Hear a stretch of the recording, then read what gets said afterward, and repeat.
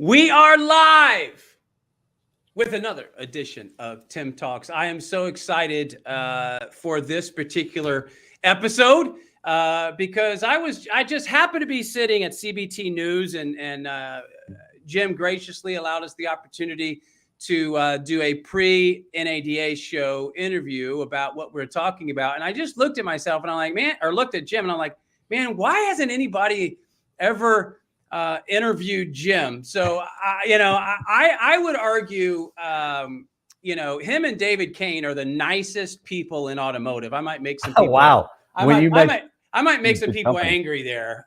Good company.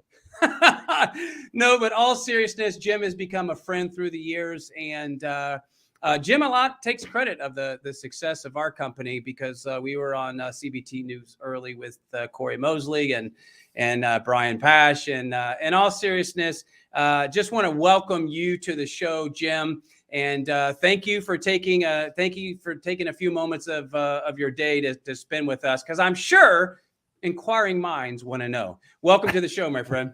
Well, thank you so much for having me. And you got to share with me, who was the guest that dropped out that you said, well, we can get Jimmy here.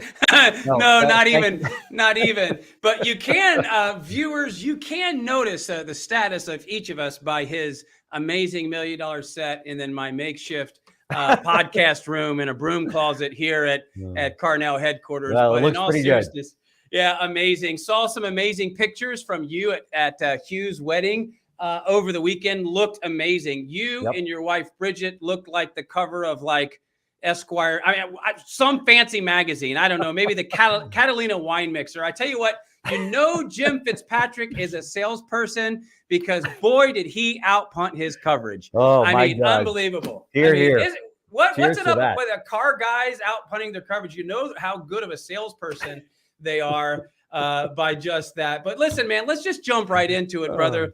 I think people want to know, I mean, where did it all start? A lot of people may or may not know. I mean, you sat in a lot of different chairs at the dealership. I mean, what year was it? Maybe you don't have to say that, but I'm very proud of it. This is my 42nd year being associated with this great industry. I started in 1980 at the ripe age of 18, maybe 19 years old. I'm 60 years old now, so you can do the math on that. But no, I've been in the business for the last 42 years on the dealership side, on the vendor side, as a marketing company, and then in the last 10 years, and I can't believe it, but CBT is now celebrating its 10th anniversary this year, and we're so excited about that. But we started it 10 years ago, Bridget and I. So. It's amazing. And when you talk about, because people ask me, kind of the story, hey, listen, you were inside the dealership. When did you decide, or when was the idea? Can you kind of take us through that progression? I mean, what did you do inside the dealership?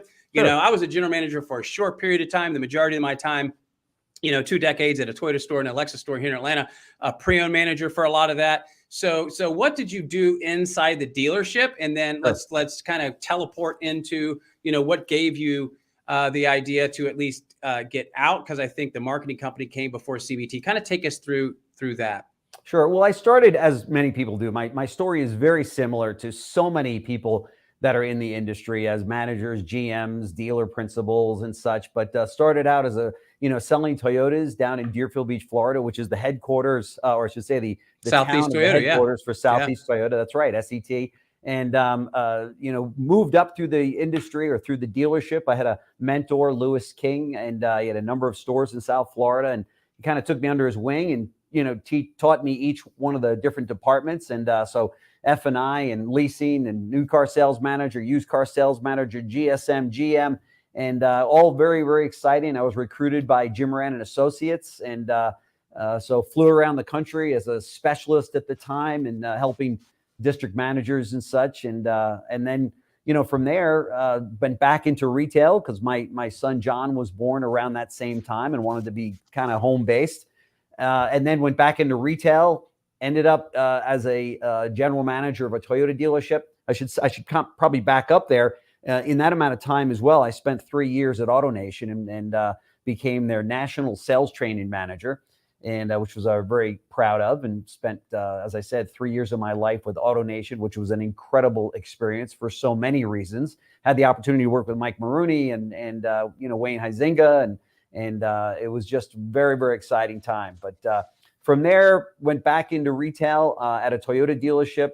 Worked at the Toyota dealership for probably the last 4 or 5 years before the principal dealer sold. I should say the majority shareholder sold the Toyota dealership, of which I was the managing partner of, and then took my small amount of marbles and decided to take a break from retail automotive and open up what I thought there was a need for a true automotive marketing company. So in 2004, we formed Force Marketing, which, as many people probably know today, is run by my son, John. He, 10 years ago, agreed to buy my shares from me. We were partners. And he said, "Hey, I want to run in this direction." And I said, "Go for it." And since then, he's never looked back. He does an incredible job, a job I probably couldn't have done. But at the same time, Bridget and I, really decided that we wanted to start what we saw the need for, a media company designed specifically for automobile dealers. As you know, Automotive News does an incredible job, but they focus a lot of their energies on the OEM side.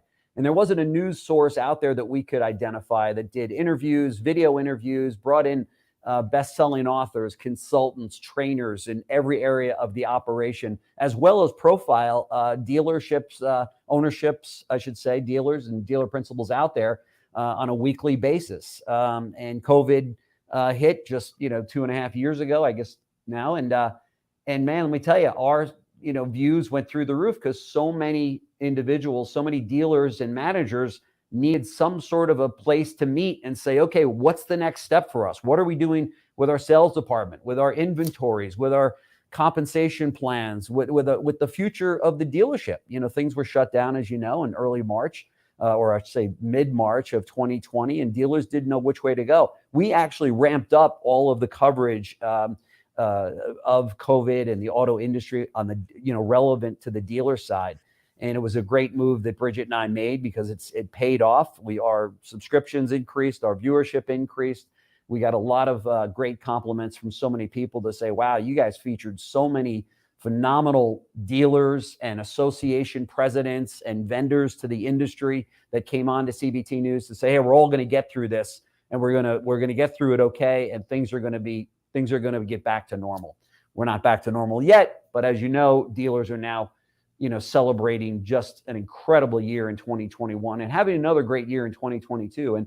And hopefully we had a little bit to do with that, in the sense that we're continually bringing great information, best practices and such to dealers all over North America. I say that because we actually have a lot of viewers that come out of Canada. So we started, it was funny. Bridget and I would talk about this concept, or at dinners and such. And she says, "When are you going to do this? So we really have to jump in and do CBT News. This is a great concept." And she actually bought me for my birthday the URL from GoDaddy, cbtnews.com. And she said, "You got the URL, now develop it. Let's go do this." And we did, and we never looked back. And it's just been a phenomenal experience for us. It's funny, we're 10 years running, but we feel like we're only getting started. We've got so many things to roll out for the balance of this year that I think our viewers and subscribers will be excited to see. So that kind of gave it to you in a nutshell. I want to unpack a little bit more of that, but I can say, in March, with this little podcast that we do, we had a lot of dealer partners that were scared to death. And we brought Sarah Fisher, who is the CMO of Don Franklin, who happens to be the largest dealer group in Kentucky, my home state, God's country. And people were scared. And she, we spent a lot of late nights with her team and my team trying to figure out how to sell cars online. And she had an idea of, literally, because in Kentucky, with your viewership, which is all over the country, different states were different. So in Kentucky, salespeople literally were not allowed on the ground. Wow. Couldn't even go. So she had an idea of taking real estate signs, we text enabled the phone number on the real estate signs, and people were literally it was her idea, because she came to the dealership and people were all over.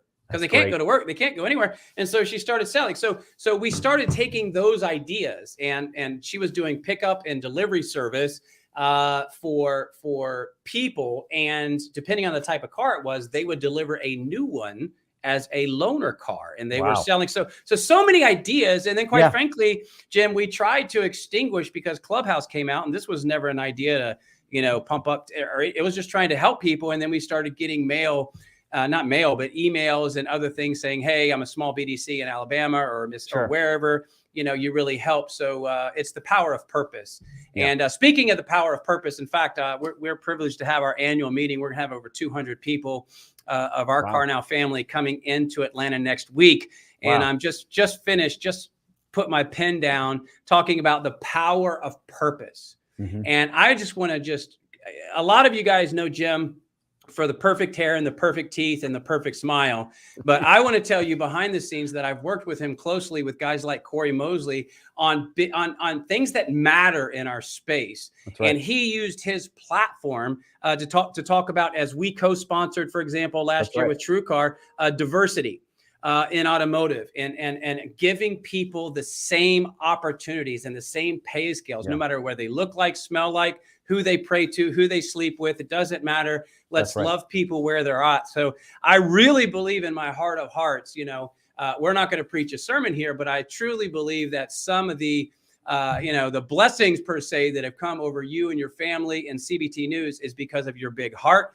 And it's the power of purpose. And that when you see something going on, or you, want to really charge a situation, allowing people to use your platform, again, one of my favorite people in all the world. So I just want to thank you for that. And we were privileged to be able to support that. Those are the types of things that we say to ourselves: if we don't do this story or cover this issue or this topic, who's going to? Yeah. We've done so many things like that at CBT that we're very proud of, that don't necessarily make us a whole lot more money or what have you. Although we do very much appreciate you making that happen with your sponsorship. It's people like you and companies like Car Now that make this possible, without a doubt. So we wouldn't be anything without, companies like you, and you've been great to us over the years. So thank you for that. But these are the kind of issues that we want to help. We want to help move that football down the field, whether it be on the diversity side, or whether it be, as we navigate through this situation with manufacturers and OEMs delivering vehicles right to consumers, as we see them trying to stick their toe further in that water. And there's got to be advocates out there. And hopefully that's what we are for dealers, is to bring up these issues, address them, and call out OEMs and call out associations or call out vendors when we see that there's something that could be done better. And hopefully that's a great way to use our platform. Absolutely. Because guys like us and companies like ours, we can't really do that at all. And I'll just leave it at that. We have a bunch of amazing OEM partners, and we would not be anywhere without our OEM partners. But, there's a lot going on in the space right now. Jim, what you talk about, you touched on this a little bit. I got two more questions, then I want to get into NADA and we'll land the plane. But what is most exciting? You talk about what you want to do in the future. What's most exciting to you when you sit down and talk to Bridget? What is the most exciting thing for you and your team there? What are your plans when you say, hey, I want to do this, or I want to tackle this, or whatever that may be? Sure. So we were patting ourselves on the back, and we were saying, wow, we get out so many pieces of content, every single day. But the closer that we looked at that, we said, even with all of the content that we're getting out at CBT News, we think we can double it. And I know that those are very, very aggressive plans for us to do, because we do a lot of interviews, we do a lot of product features, and we do a lot of association meetings and such, but we think we can double it. We think that we can really step up in 2022 and make even a bigger impact in all areas of the industry.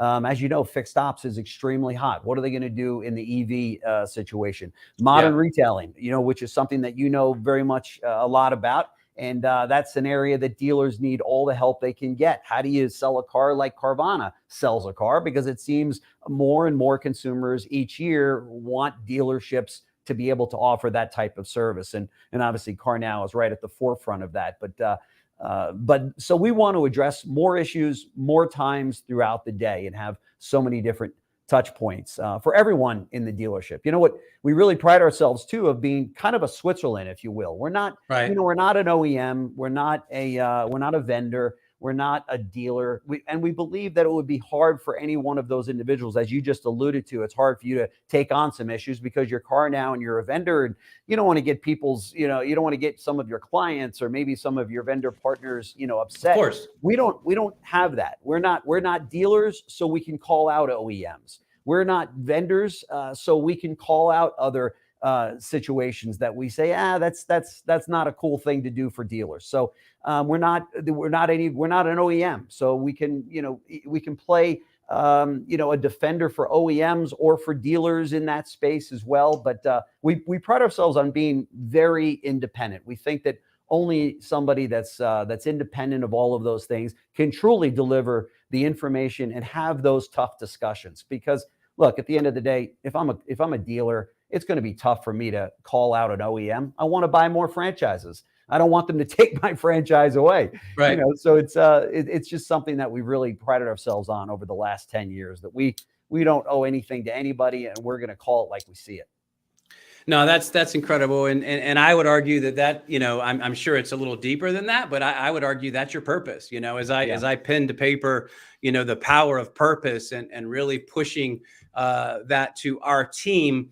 And as we give back and have that mindset, that is your purpose, is a platform, quite frankly, to give back to an industry that, quite frankly, is like no other on the planet. No place else in the world can a kid from Kentucky with no college education and just a short time in the Marine Corps to stumble into a Hyundai dealership, start selling cars, and then what it's done for my life has changed my life. And I think everybody has a similar story to where if you work hard and you serve people, and that gets around, and this business has been so good to us. So I just want to thank you again for championing that, for the rest of us, and allowing your platform to truly make a difference. Again, I get preachy sometimes, but I love John Maxwell, and John Maxwell says great organizations has leadership that say three things.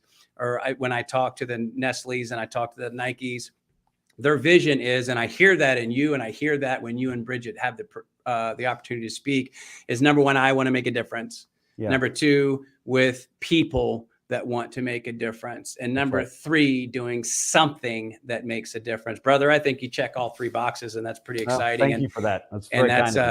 That's great stuff. As we land the plane, I just want to talk about, you just came off NADA. I had the privilege of having you and your team come by our booth, and obviously we have a lot going on, but what really what stood out? And look, TimTalks is agnostic. TimTalks is, we continue to do it. Look, if you're a partner with us, I know some people, if you're a partner with us, great. If you're not, great.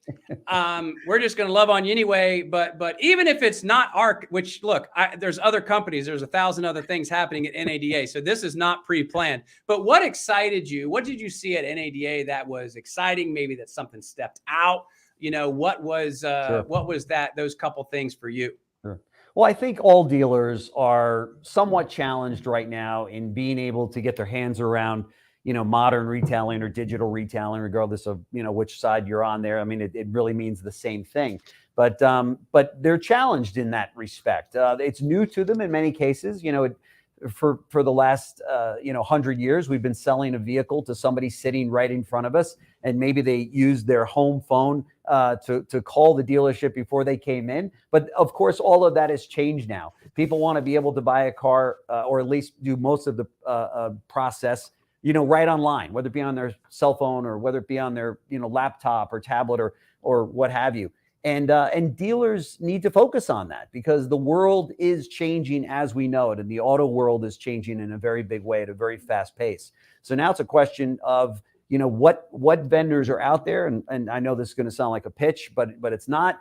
but you guys enjoy an incredible reputation for the products that you deliver to your customers and the support that you offer to your customers. And the reason I know is because we talk to a lot of them here at CBT News. And when we bring up, what are the companies out there that dealers need to listen to in the area of digital retailing, your name is always at the top of the list, among other groups out there that are doing a good job, but your name's always at the top of the list. And dealers need that. They need all the information they can get from every angle of the industry to help them win in this space. Because while it's not 70% of the business that they do today, it's not 50, it's not even 25. Right. Maybe it's 5%, maybe it's 8%, maybe it's 10 in some areas, but it's quickly growing. And the more, consumers see those commercials out there of Carvana and Vroom, they scratch their head and go, well, how come my dealer that I've been dealing with for the last 25 years can't deliver a car to me that way? It seems to be so much easier. Now we see so many companies, so many dealer groups out there that will pick up and deliver your car for service. Well, if you can pick up and deliver my car for service and you can do all of these great things, why can't you just deliver the car that I want? I've been on your website. I've seen the 360-degree angle of every single angle of the car. Just deliver me that car and let's do this whole thing online. And I just bought a house, as you probably know, down in Florida and did the whole thing online. We didn't have to go to a closing. So if we can buy houses and we can buy real estate and such online, why can't we buy a car? And obviously it's moving towards that in a very fast way. And consumers want it, dealers want it, and OEMs want it. OEMs are driving this as well. Every OEM executive I talk to says we're trying to get our people our dealers thinking in this direction of modern retailing. I also think that if dealers don't jump on board with their OEMs to deliver cars online, they could possibly risk losing that franchise. And what I mean by that is you've got more OEMs, Ford, and you've got Audi, and you've got, other companies that are saying, well, why don't you just, order the car online with us, with the factory, and we'll drop ship it to the nearest dealer. Well, that's Tesla by another name. And that's going on today. What happens 5 years from now or 10 years from now? So dealers need to pay attention in this area. They need to ramp up quickly and be able to really serve that customer, which is the mutual customer of the OEMs. So it seems like everybody wants it. Dealers need to want it as well. And I recommend they don't fight it. They embrace it. They move forward and they say, look, we know customers aren't going to want to do the whole experience, maybe in some cases online, but let's at least give them the opportunity to do that. And I think that's the most important thing.